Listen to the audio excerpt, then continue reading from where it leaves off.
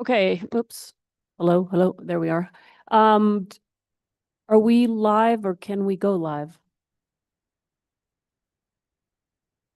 We are live. All right, at 5 o'clock, I am calling to order the Public Works and Public Utilities Committee for today, November 3rd. We do have counselors on Zoom, and if we could get a roll call, please. Absolutely. Counselor Alma Castro, Listen, Counselor Lee Garcia, Here. Counselor Michael Garcia, He is excused till he gets here. excellent. Counselor Romero Worth. Yes, And Counselor Chavez. she is excused. Thank you. Our chair. There is a quorum. Thank you. All right, do we have changes to tonight's agenda from staff? Counselor, there are no changes from staff. Okay, can we get a motion? To approve. We have a motion second, and a second to approve the agenda. If we could get a roll call, we have to do a roll call because we have counselors on Zoom. Excellent. Otherwise, we'd do a voice vote, but Perfect. when we're split like this, we have to do a roll call. Excellent. No problem. Counselor Castro, yes. Counselor Lee Garcia. Yes. Michael Garcia is excused. Counselor Romero Worth. Yes. And Counselor Chavez is excused. Yes.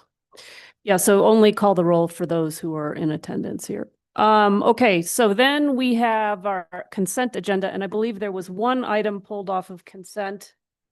Hold on just a second. It is looking for the item. Counselor 7K. 7K, okay. So if we can pull that off, is there anything else the committee wants to pull off of consent? And if not, is there a motion? Move to approve as amended. Second. We have a motion and a second to approve the consent agenda as amended. Again, we need a roll call. Counselor Castro, Yes. Counselor Lee Garcia, Yes. Counselor Romero Worth. Yes. Thank you. All right. And from there, we go to public comment. Do we have anybody in the chamber who is here for public comment? Don't see anybody, and I don't think there's anybody online, and I don't think the chair takes online public comment. So we will go then from there to presentations, and we do have presentations. This is exciting. We have the Public Utilities Department Employee of the Month for October 2025, and we have Nancy Jimenez here at the podium, and I'll turn it over to you. Good to see you. Seeing you too. Can you hear me? Okay, maybe closer. There we go. Yes, Employee of the Month. We have for the month of October, Jennifer Perez. She is here sitting in the back in the nice pretty shirt. She is my pillar of billing. In front of her is her supervisor, Vanji Olivas. We have 3 vacancies in billing. We only have 5 people in billing. So they are my they are my pillar for billing. And Jennifer was nominated and selected for October's Employee of the Month. We have a nice pretty little certificate here for her. And I just wanted to kind of talk a little bit about Jennifer. She has been with utility billing in particular for November of 21. Thank you very much. She actually started in the cashier's office, was promoted to the customer service area, administrative assistant, and now she's in billing. So she has, moved through her career. I hope she stays forever. She's really, like I said, the pillar of billing. Because we are short with positions, we rely heavily on her and Vanji, her supervisor, to, get the billing done every Thursday. They stay nightly. If need be, they stay Thursdays until several days have been late. We try and get her out of here by 7, but it's still a long day. So, and I just wanted to, Employee of the Month, Jennifer Perez, thank you for your dedication and devotion to the Billing and Administrative Division. Your unwavering determination to our customers make you the pillar of our team, and your performance is a testament to you and why you were nominated and selected for the Employee of the Month for October 2025. Thank you. Thank you. And do you want to present her with that certificate up here? We want to get you on camera.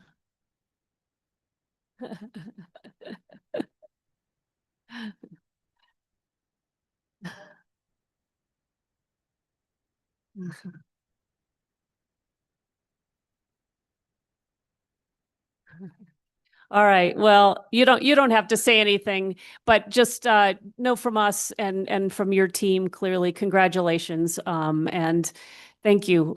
Utility billing is something we need good people, and it's nice to see you and to share this recognition with you.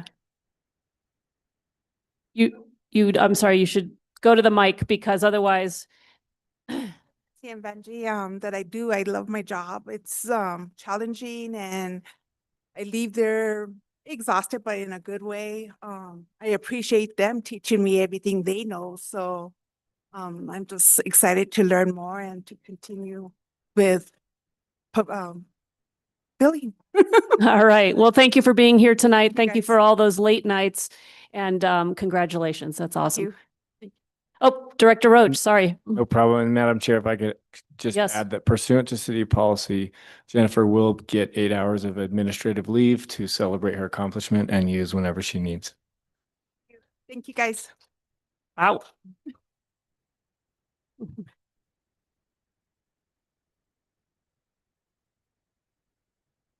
Okay, terrific.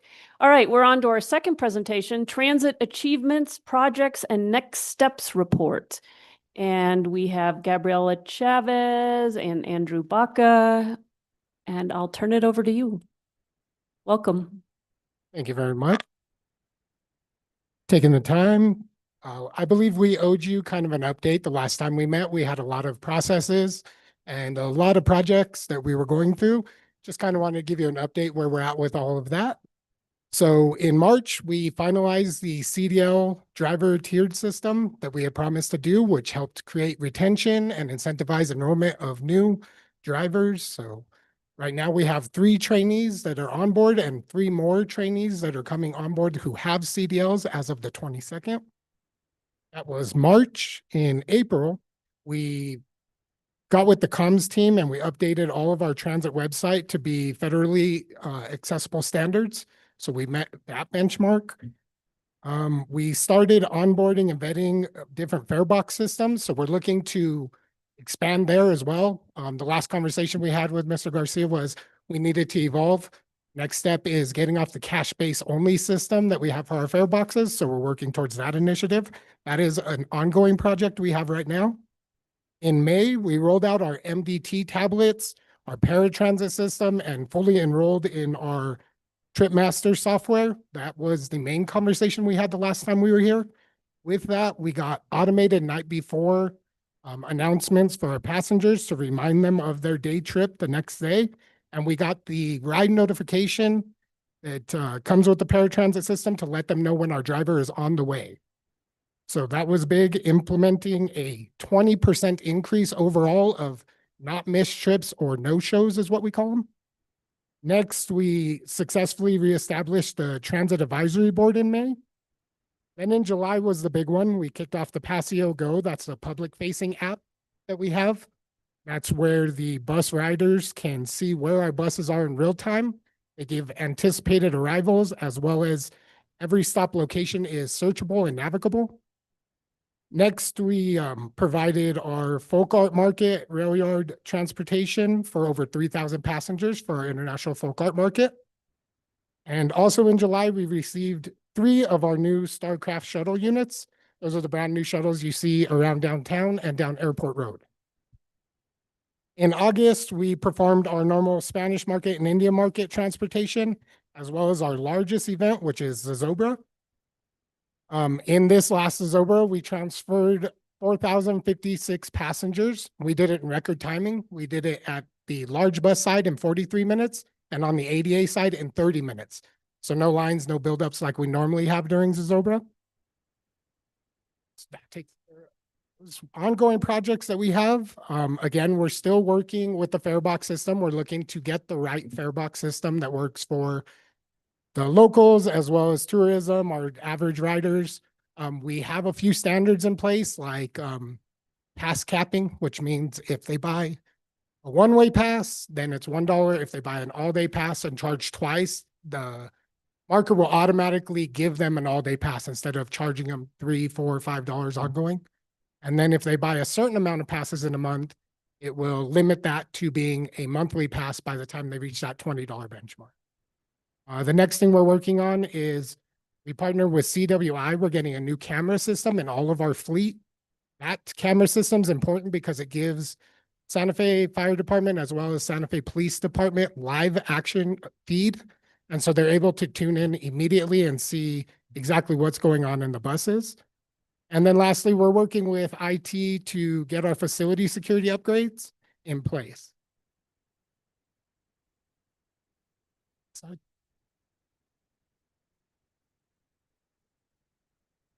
So this last year, just wanted to give you an idea of who we served and how we served them. On the large bus system, we served over 400,000 passengers for the fiscal year. So that's July to June. That's on the large buses. We had an average of about the same passenger miles traveled, meaning they're staying on board for longer durations now. Excellent. As for our large buses, on the next one, we have our paratransit services. We served nearly 30,000 ADA and senior members, as well as the same kind of mileage count for them. They're staying on board for up to 5 miles. So we're definitely connecting and creating that access. And we are the only senior transportation on the weekends. And again, this is just the highlight the special events that we do. We do International Folk Art, we do Spanish Market, Indian Market, Zozobra, and the one we have coming up next is Favelitos. They all hold a different vary of time and days and the amount of passengers that we serve. But again, we're really proud about Zozobra this year because it was a major accomplishment of not being the last ones there. So I'm going to turn it over to Gabrielle. That was the operation standpoint and where we're at with some of the projects. Now she's going to talk. Hello, thank you for having us. Make sure you're really talking to that mic, otherwise anybody watching can't hear you. Okay, can you hear me? I just want to say in the last 2 years, I've managed to bring in $22.1 million into the city. I've got us almost completely caught up applying and being awarded our formula grant money. We've also collected $4.1 million in NCRTD regional gross receipts tax. All of this funding goes towards the operational side and paying for equipment, operation services. And I think that it's just a testament to how much we are working to get transit back on track. I also want to say that 1.5 million of that is for capital grants.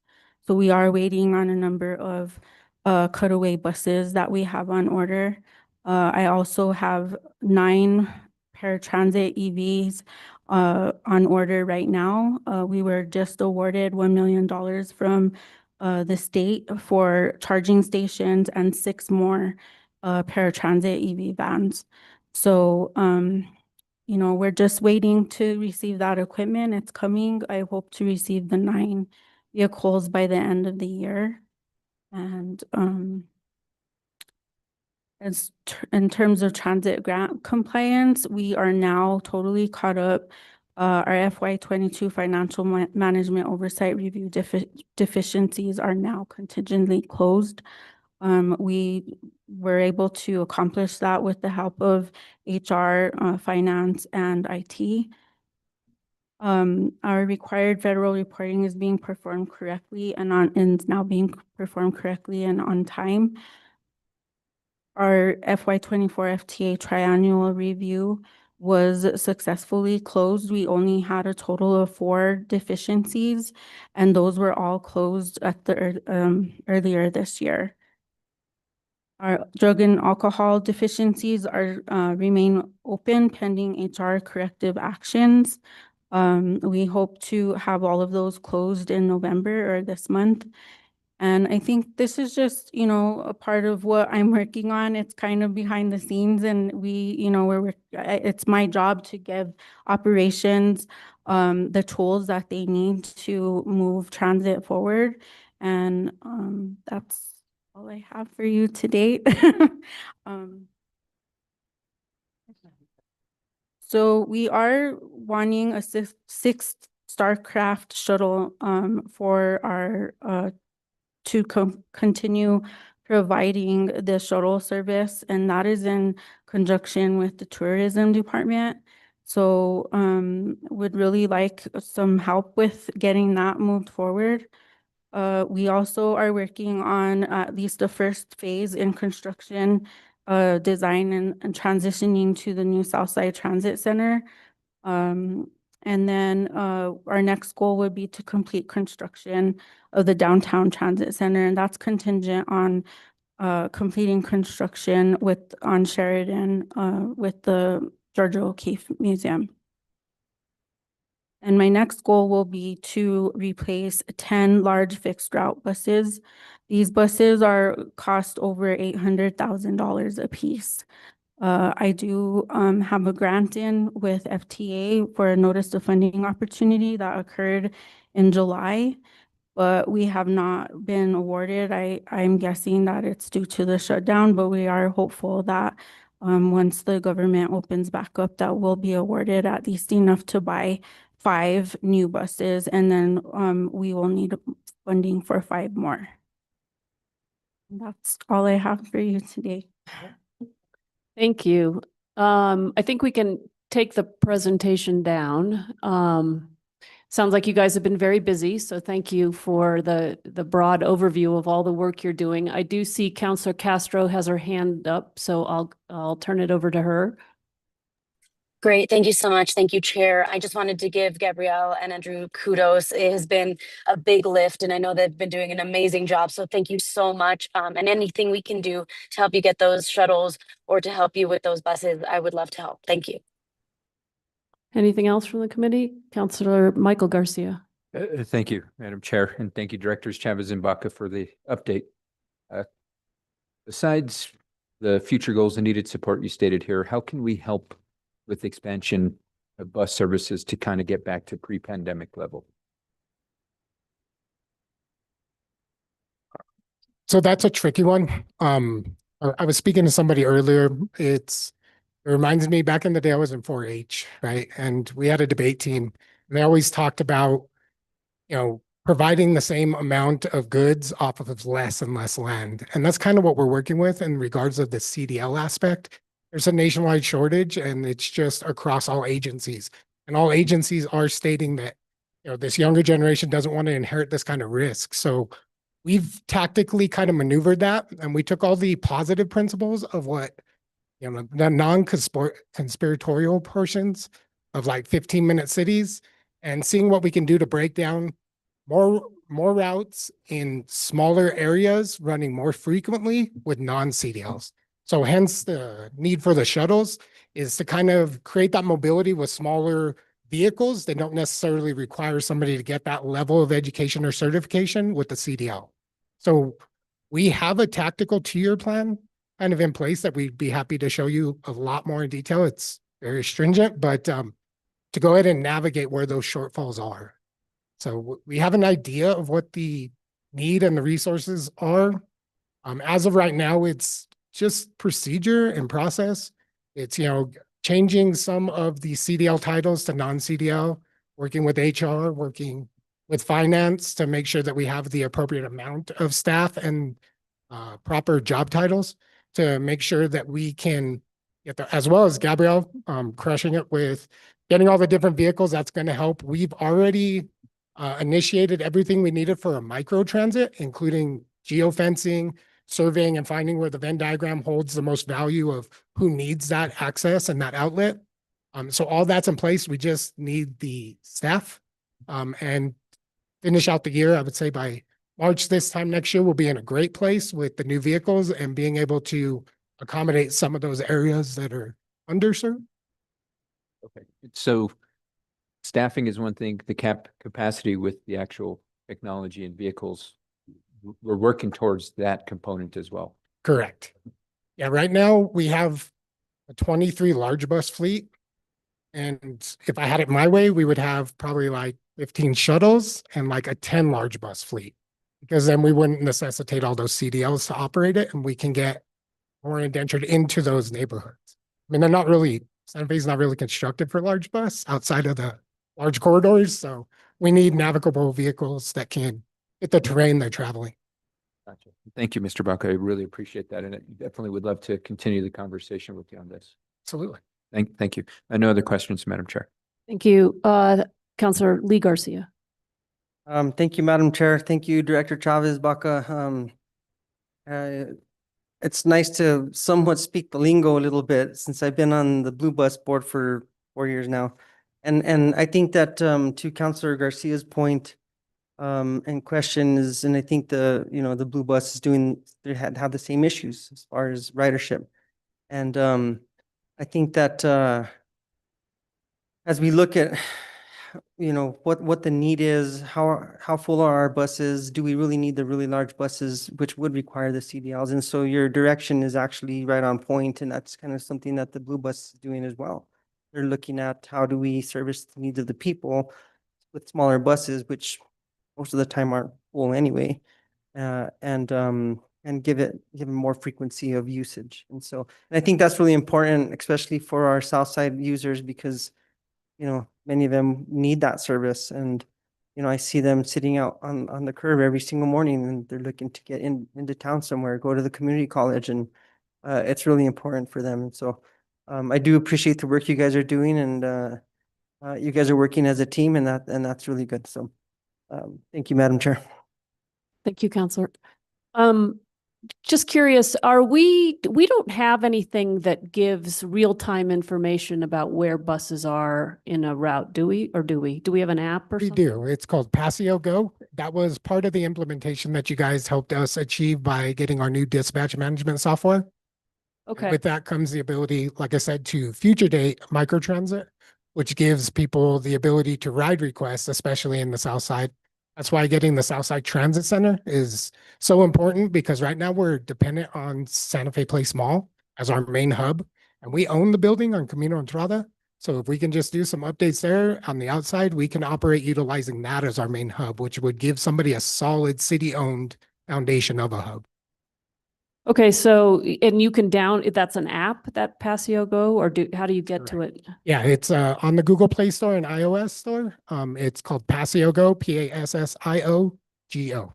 Okay, good. I did not know that. That's helpful. Thank you.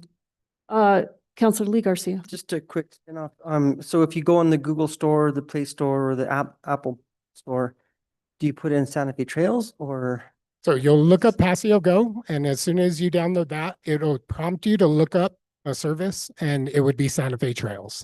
Okay, because that name doesn't seem like anything related to Santa Fe Trails or City of Santa Fe Transit, or so I don't know if there could be some keywords that can be plugged in.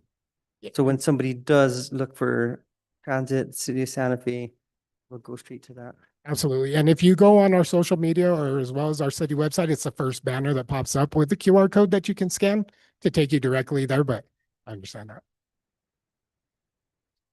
It sounds like that's something too that we should push out through the communications folks, like we do Eye on Water, and I know we have a recycling app that helps folks know all about recycling. It seems like those are things we need to be more front forward with. So because that's awesome. That's great information. That makes it easier to use the service. So appreciate that. Okay.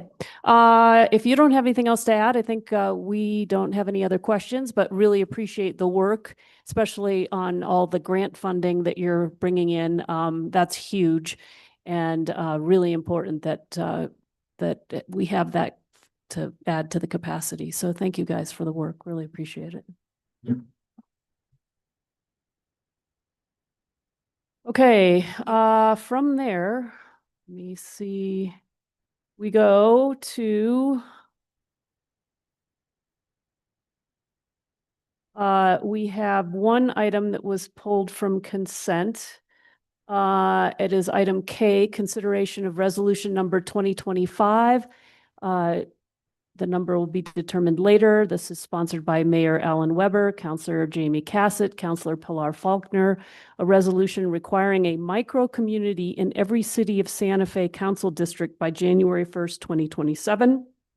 Or if that timeline is not met, a presentation explaining the barriers to meeting the timeline and recommending how and when the goal of a micro-community in every district can be achieved.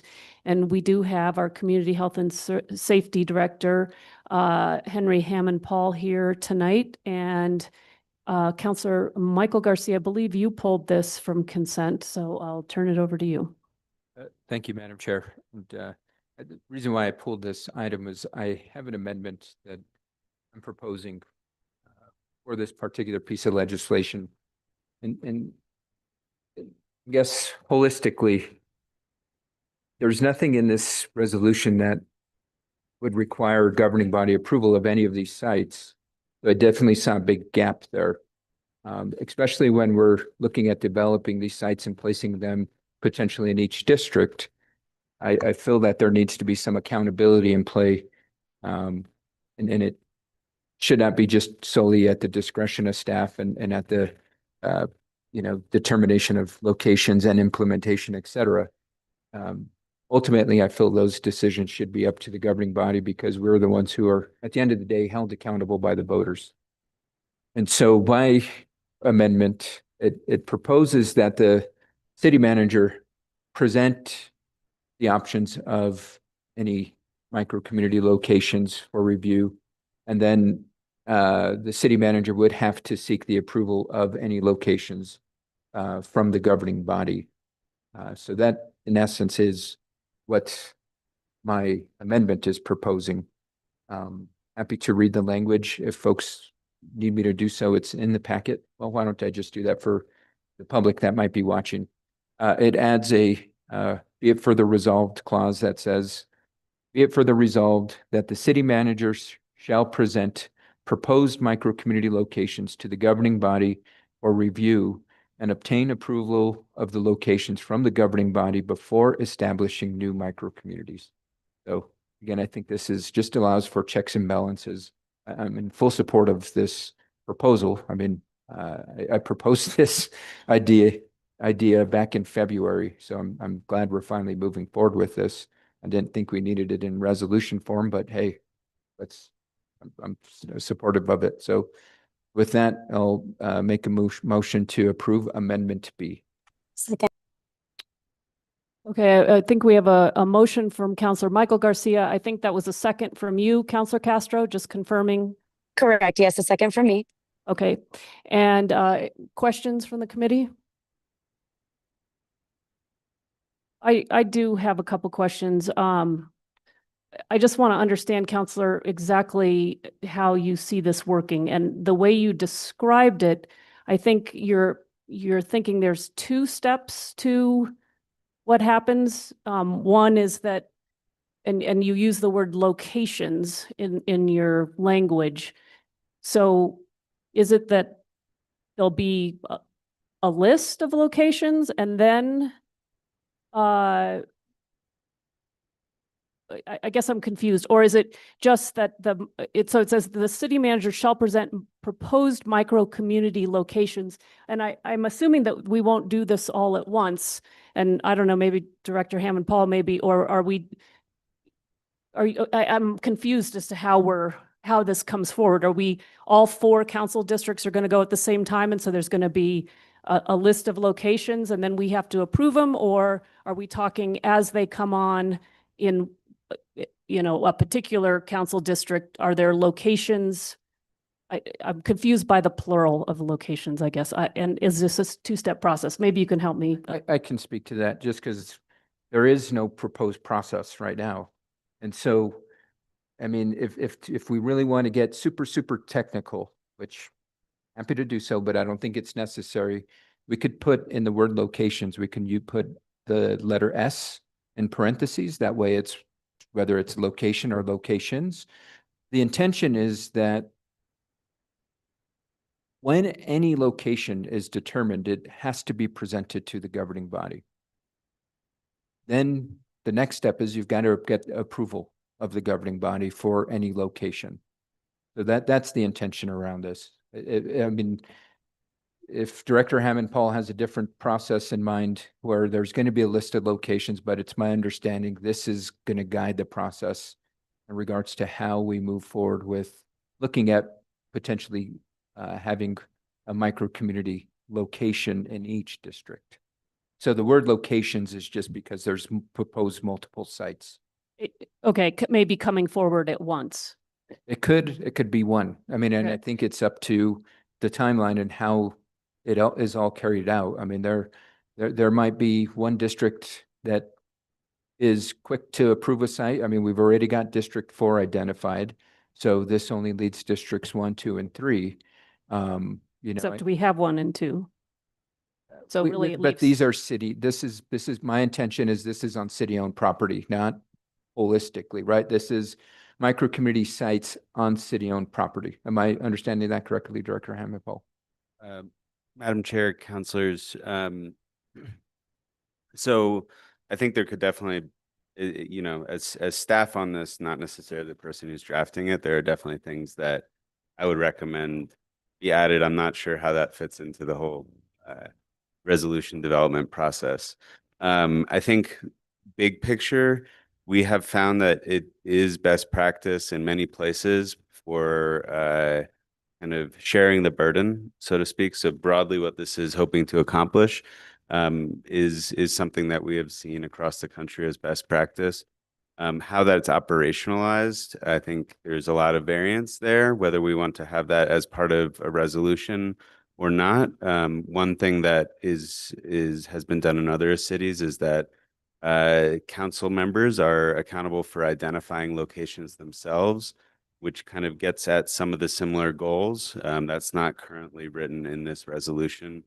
But, you know, that accomplishes some of the concerns of Councilor Michael Garcia of it having governing body buy-in. I would also just take a quick opportunity to point out that one of the major challenges here, and if we are intending this to be on city-owned property, is currently we have a quite substantial administrative burden to build things on city property, which is, as you know, maybe the elephant in the room is where's the site on Richards? You know, why isn't it developed? And we have a lot of policy and guardrails in place against quick development in some regards, which is good for a lot of things, but also has costs. So another thing from at least a staff position is that however we could find ways to administratively facilitate the use of city-owned property for these ends, I think would be welcome. I'm not sure if I answered your questions, but those are kind of two best practices that we've seen nationally, and they could complement the work here. Yeah. So I don't think the resolution contemplates this being directed around city-owned property. I just, as you were talking, Director Hammond Paul, so that's sort of surprising to me because I figured, so we already have one in District 2. We've got one in motion in 4, and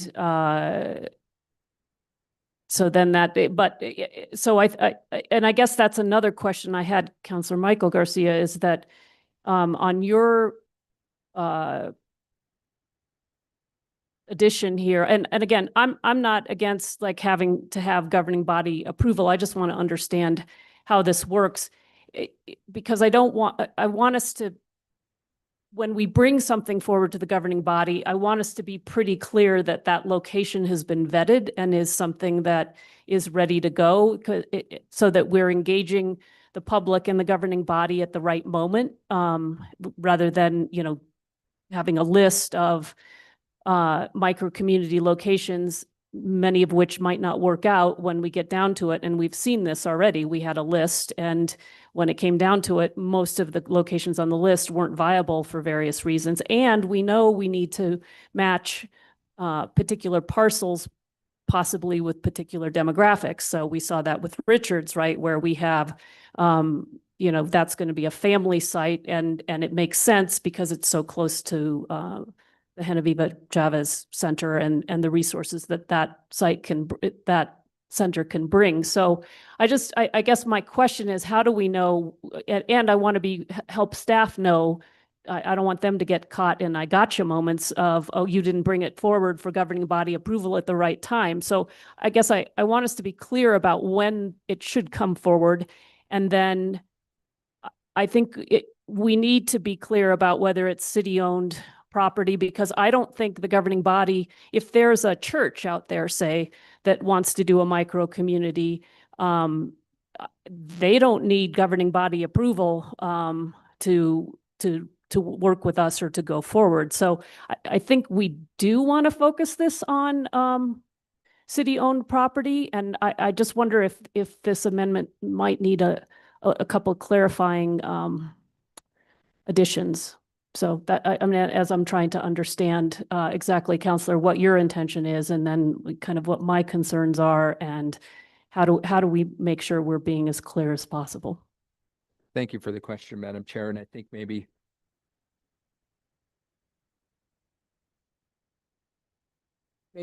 I think this is where it's maybe the false assumption, because if the intention is to have micro communities in areas that don't already have them, then this resolution should just clearly stipulate districts 1 and 3, if it's going off that methodology or that you're referencing.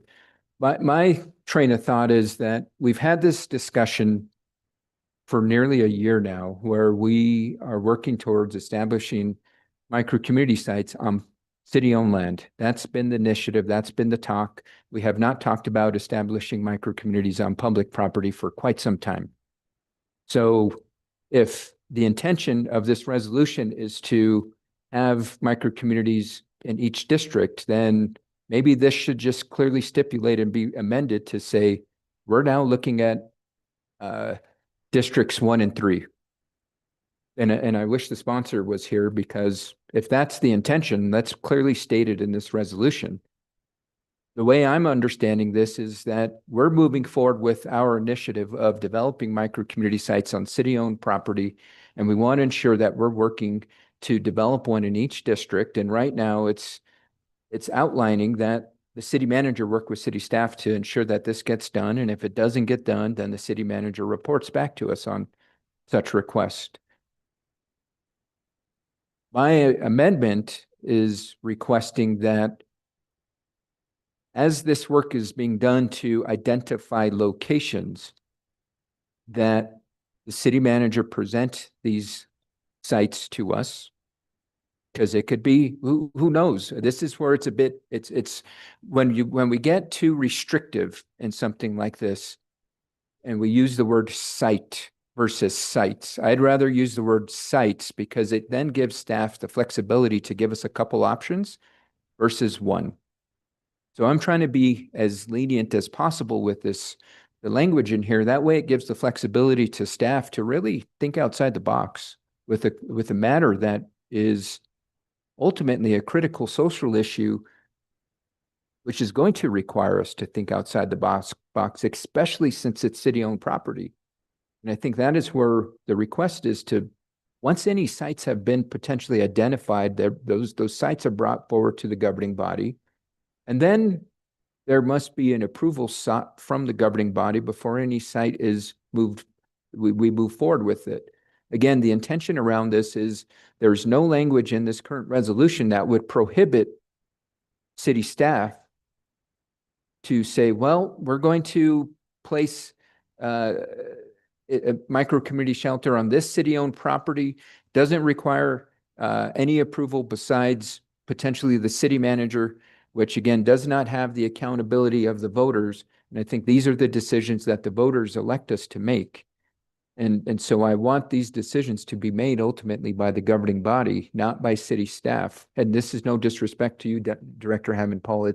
We're asking you to utilize your expertise to bring forward the recommendations, and then we kind of ultimately give the thumbs up or thumbs down to them. Similar to what we did with Richards, right? We determined Richards came to the governing body for approval and we moved forward. And this is just inserting that type of process into this resolution. Yeah, I get that. I just want to make sure we're being really clear with the language because and I don't have any problem. I understand you don't want city staff making the decision. You want the governing body to make the decision. Completely fine with that. But you did use a word that is part of my concern. You said as soon as sites, and I like the idea of if we're saying locations or we're saying sites that we put the S in parentheses so that it can be, maybe it is 1, maybe it's 2, maybe it's 3, but you did use a word, which is what I'm concerned about, which is identified. So we can, I think right now, identify all kinds of places, but whether they're actually feasible, whether we're actually have the ability to match them with the proper demographic and put them forward in a serious, like in a final proposal. We're going to, if the governing body approves, we're going to move tomorrow to start on this.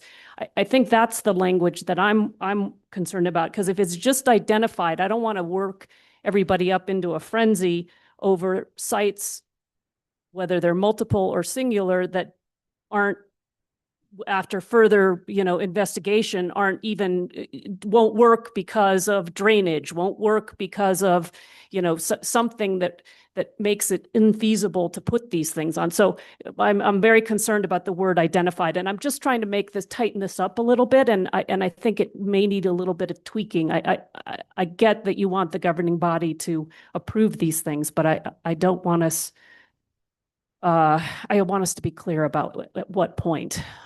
I definitely understand the concerns, Madam Chair, and the word identified is used in this resolution. Page 3, line 22, and otherwise identifies potential locations. So this is an already existing terminology used in this resolution. So I